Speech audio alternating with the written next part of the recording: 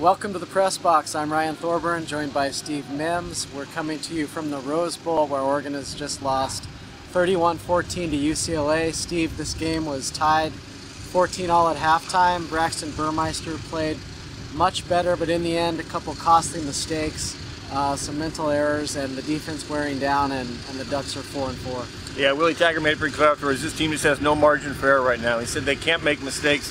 Mistakes are multiplied. He talked about the long pass we got intercepted to Dylan Mitchell, so the play wasn't supposed to go there. Burmeister, when he took a sack, he said it was supposed to be a run play.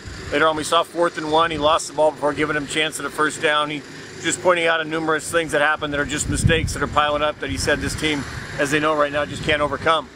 Really no vertical passing game. Obviously, Burmeister's a true freshman.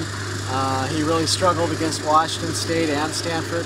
Tonight they took some shots. One was a beautiful catch that was overruled.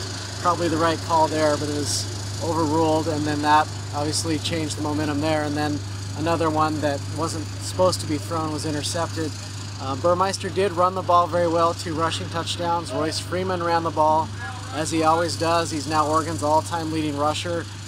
But in this day and age in the Pac-12, you have to do more than run the ball. Yeah, and we saw the nicest pass they had was a little one over the middle there to Charles Nelson, led to the touchdown. You felt like if they could just get some of those, just get 3 or 4 of those, again, they have double digits in passing yards, which obviously you can't win these days. If they could just get a few and get it, the longest pass play was 22 yards. If they, just couldn't get anything going to get an explosion play. It was just, you get a short pass, it would be a couple yards, but then you're not going to run, and it felt like, their 2 touchdown drives were 15-play drives, and they had to be because they didn't have enough plays to kind of do it in a shorter amount of time.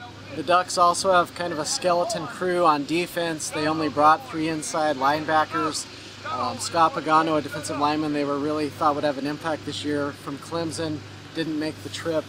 And eventually Josh Rosen, one of the best quarterbacks prospects that's come around a long time, just surgically tore them apart in the middle of the field. But I thought it was a good effort by the defense.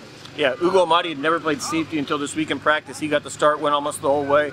Lamar Winston was just saying he'd never been on a college field that long. He played pretty much the whole way.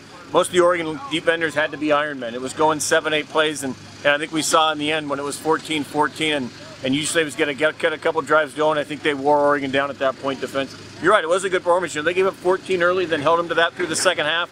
Came out all right to start the second half, and then just sort of wore down. Well, the Ducks really need a win badly. Willie Taggart said don't even bother thinking about a bowl game until we get to the next win.